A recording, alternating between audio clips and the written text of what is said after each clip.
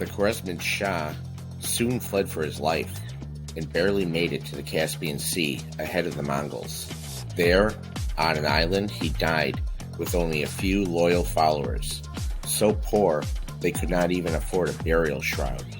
As quickly as the Kwarezmian Empire rose, it fell beneath the power of the Mongols. The Mongolian Empire now stretched from Korea on the Pacific Ocean to the border of Europe, in land area over twice the size of the Roman Empire when it was at its height.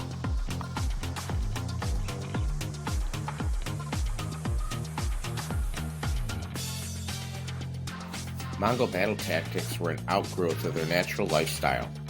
Because their nomadism and their traditional clan warfare, they had constant practice in horse riding and archery. Unlike the European armies of the times, the Mongols traveled very light and demonstrated extraordinary endurance, living off the land, often spending several days at a time in a saddle. They coordinated armies separated by great distances, using riders to communicate across hundreds of miles of unfamiliar terrain. They could go 100 miles a day. That was unheard of by armies of the time. The Mongol combination of military and communication probably was not equaled again until World War II.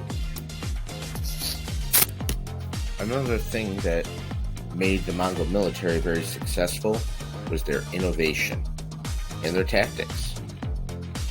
They easily adapted siege technology that they learned especially from the Chinese.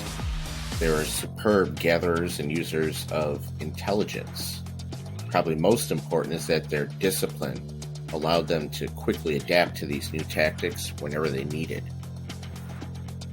A favorite trick that they had was to open up a hole in their own lines so that any of the panicked enemy soldiers would flee. So then they would go on and wipe out the troops that remained, then go back and hunt down those stragglers, the ones that had fled.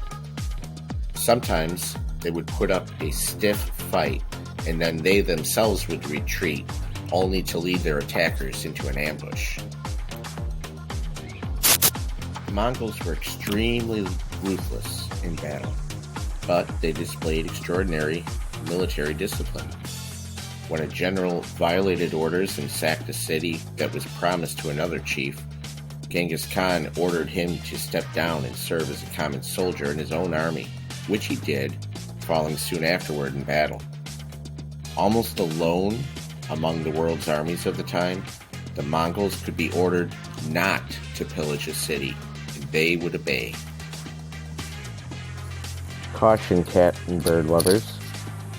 But in one of Genghis's invasions of northern China, he was having a hard time laying siege to the city of Volahai.